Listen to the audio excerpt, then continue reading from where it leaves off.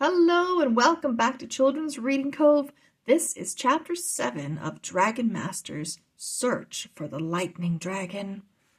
Chapter 7, The Rattling Shells. How will Bo and Anna ever catch that dragon? Drake asked. Diego nodded.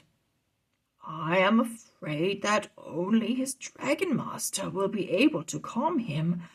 I hope Bob finds Carlos soon. Isn't there anything else we can do? Drake asked. Diego shook his head. We must wait.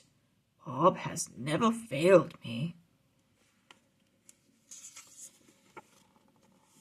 Drake frowned. It felt wrong to be sitting around when Bo and Anna were flying after a dragon that shot sparks. Come, Diego said. Let's eat and then get Worm's room ready for tonight. Diego led Drake through the twisting cottage. Drake saw that strings of seashells hung on every wall. They passed a room full of plants. Another room held jars and bottles filled with colorful liquids. Another room was full of books. They finally came to the last room, which looked almost like a stable. There was hay on the floor. Two big doors opened up to the outside. This room had strings of seashells on the walls, too. I built this room in case any of Griffith's dragons came to visit me, Diego explained. Worm is my first guest. Diego and Drake swept out the stable. When they finished, they opened the doors. Worm slid inside and curled up in the hay, smiling. Drake turned to Diego. What were those other rooms we passed through? Ah, I shall give you a tour, he said. Follow me. Diego led Drake back through the cottage. In the first room, the wizard showed Drake books about baby dragons.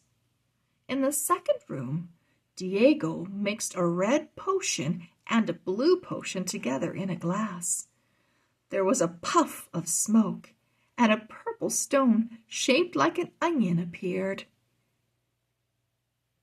A reminder of home, Diego said, giving it to Drake. Thanks, said Drake. In the third room, Diego handed Drake a dried green plant. This one is good for keeping away bad energy, he said. It's also very tasty in stew. Which reminds me, we should get dinner started.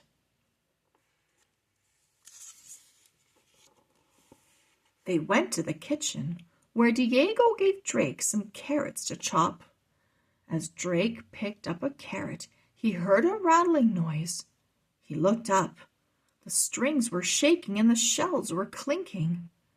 Diego quickly took his wand out of his pocket. Why are the shells moving? Drake asked. Diego didn't answer. He waved the wand and muttered some strange words. A blue light streamed from the wand and snaked through the cottage. When the light faded, Diego ran outside. He looked up at the sky. What just happened?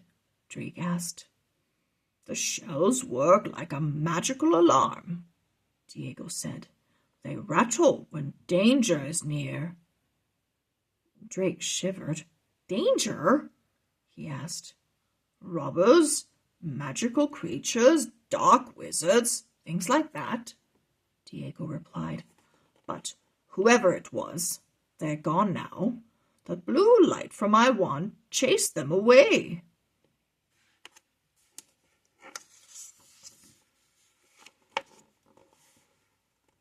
Diego didn't say anything more about the shells. He and Drake made a stew and cooked it over the fire. When it got dark, Diego closed the shutters.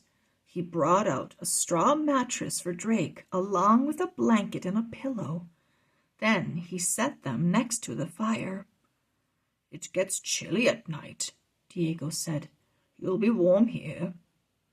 "Thank you," Drake said, and he climbed under the blanket.